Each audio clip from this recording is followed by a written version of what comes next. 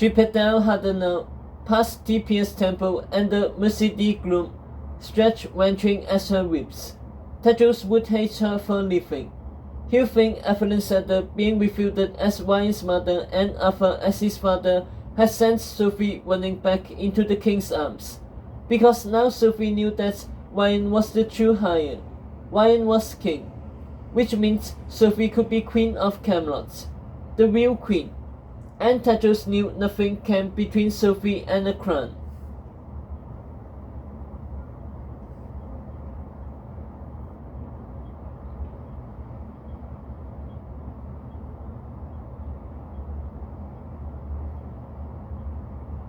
Agatha would try to defend her, of course.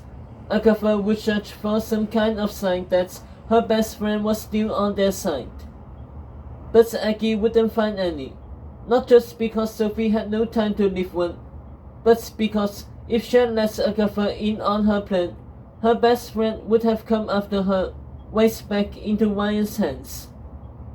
Which means Tedros would win for now. Sophie would be branded a soulless, two-faced thing, the same girl who left them for a waffle and had played them for fools once more. Sophie, who had no loyalty. Sophie, who only cared about herself. She didn't blame Tedros. If she were him, she would think the same things. But losing her friend's trust was the price she had to pay. Because this had nothing to do with Evelyn Sadler. This had to do with Sophie had seen in a crystal. Not the blood crystal. Another crystal. A crystal she had found on her own. The crystal Agatha had caught her staring at before she had pretended it was drunk and slipped it into her pocket. But it wasn't drunk. That crystal was the reason she was abandoning her friends in the middle of the night. And this is what she had seen inside. Her own self. Cowering in the corner in the king's bedroom, her cheek gashed, her waist over the dress soaked with blood. Ryan was across the room, in his blue and gold king suit. So was Japheth, in his gold and blue leech suit. They were fighting. More than fighting. A lion and snake going for the kill. Hands clouded as eyes and hair. Teeth sank into skin. Punches landed, spewing blood from mouths. Their faces mangled to crimson pumps. The twins battled onto the bed, it straining to get to Excalibur. Ryan got there first. The blade swung through the air, the edge catching the light like a sun flare. It impaled Japheth's chest, clean through the heart. Ryan drew the sword out and his brothers fell. Slowly, Ryan kneeled over Japheth's body, watching him take his last breath. The king bowed his head, holding his brother's corpse. Excalibur lay abandoned behind him. Ryan didn't see Sophie move from the corner. The fear was gone from her face, replaced from intent. She raised the sword over Ryan's back. The crystal went dark. Sophie had watched the scenes play out silently in the glass droplets again and again and again.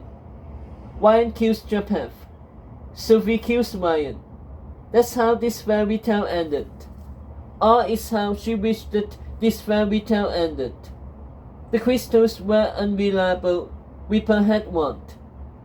Especially hers. But it didn't matter. This was her future.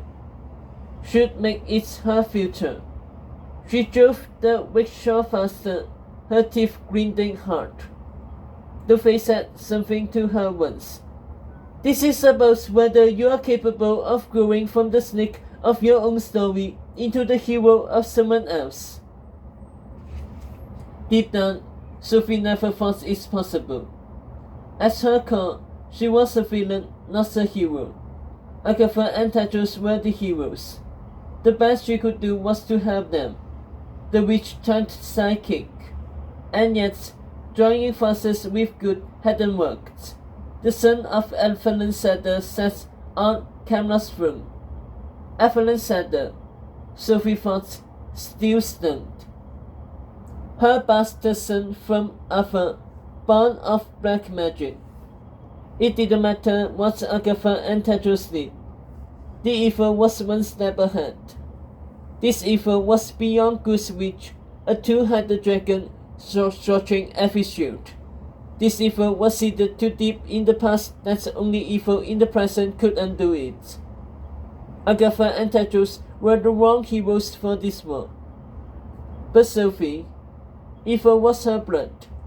She was the hero to slay this dragon, and she had the crystal in her pocket to prove it. Not that she could watch it again, since only Agatha had the power to make the crystal work, but just having it on her body gave her a cold-blooded resolve. All she had to do was follow the script of what she had seen, the script of a murder. It's why she had changed it back into this repellent white dress. The future told her to.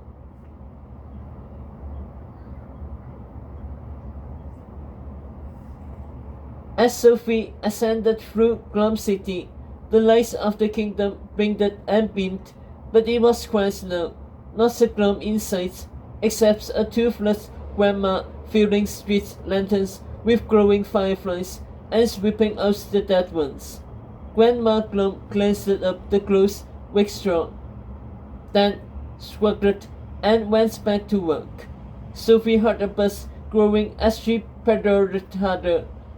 Tedros the top of the track, like she was a bee outside the hive.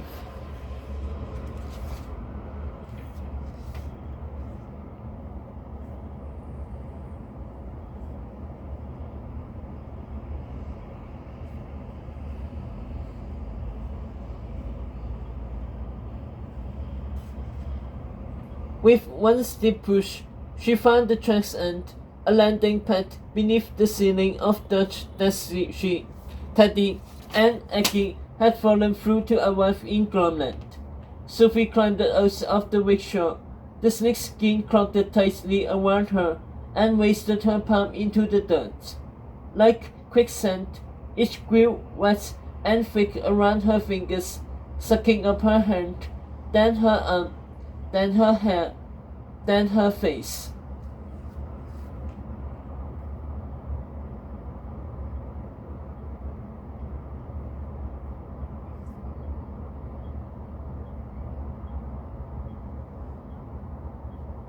She pulled herself out the other side.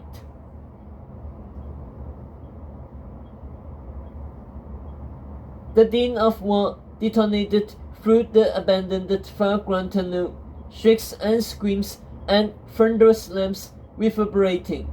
Lit green by glowing fangs, the Glom blockade rose as far as she could see into the hollow, male and female Gloms of every age balancing on each other's shoulders and locking arms to withstand and shattering smashes of Japanese screams against the beasts.